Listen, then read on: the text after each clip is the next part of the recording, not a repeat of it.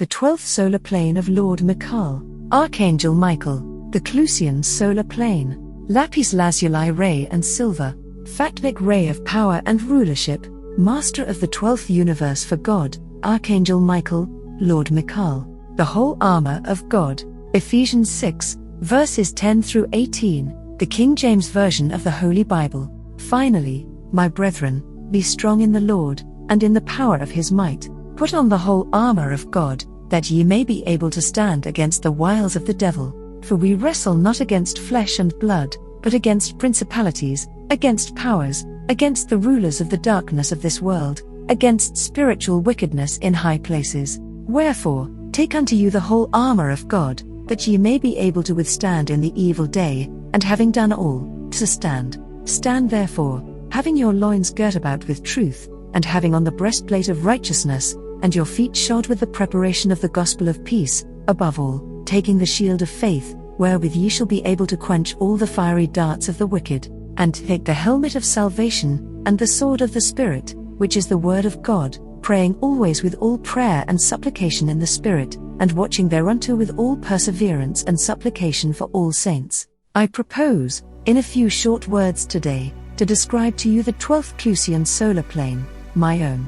The description of this one will complete the 12 solar planes of the 12th solar system, of this universe of which your small Earth is a part. My Klusian plane, the plane of the ray of power, is, of course, to me, the most exquisite, and yet who would dare to compare the great works of God, one more than another?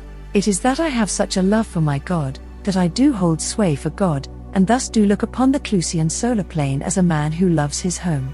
If I could transfer you to that beautiful place, you would first be confronted with an immense stream surrounding it, which would look like water to you, but it is not water. It could be called water, the water of life, a cohesive mass of ether which, in reality, is a belt of the FACNIC ray of power, and, on the other side of this great moving mass stands Hahara, the chief city of the Klusian solar plane. The buildings are all of a deep lapis blue, tall pinnacles tower above, rising to the ether. The air is visible as silver dust, scintillating through the blueness of the atmosphere. The buildings are all carven of lapis stone. The great temple of Hahara is round and roofless, and around the outside are 12 tall plain pillars, then the cloisters, leading from which are the 12 entrances to the inner temple, where the light is dim within. Although the temple is roofless, there is a gossamer web of tiny silver filaments which glisten, and through which the current of the power ray passes. Every building in the Klusian solar plane has these fine silver power ray carrying filaments. The buildings are also, as it were, coated in power. The first thing noticeable is the power of the atmosphere, blended with the sweet-smelling perfume of the Klusian plane, which has a slightly bitter smell. You have smelt his perfume when I have been present with you in your rooms. Then there is the great stone of worship in the center, exquisitely carven out of a solid block of lapis stone.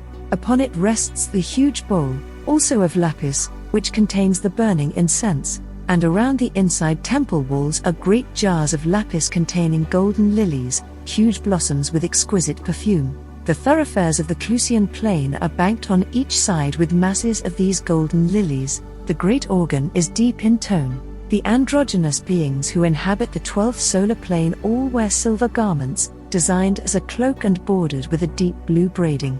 Around each head is worn the silver band of the FACNIC ray.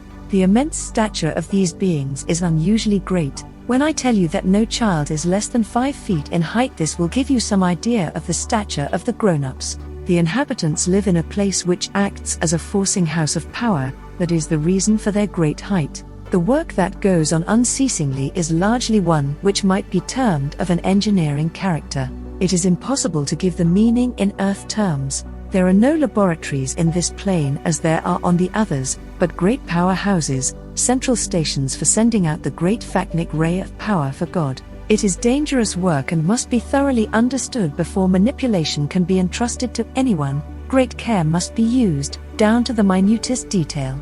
The FACNIC ray can only be sent out in the quantities which each planet is capable of absorbing. It is adjusted to the needs of the planets. Consequently, the beings are highly trained in their work for God. This day ends the final description of that most beautiful planet which is known to you as the Sun. It is a place of indescribable beauty and peace, and remember, It is not a mass of burning fire, but an inhabited planet of God, from whence come all the cosmic rays for the sustenance of the planets in the 12th solar system. It is a place worthy of that adorable God. The whole 12 solar systems are substantially the same, they differ in lesser details only, but the first solar system of the great silver sun, Chasias, is the most beautiful of all.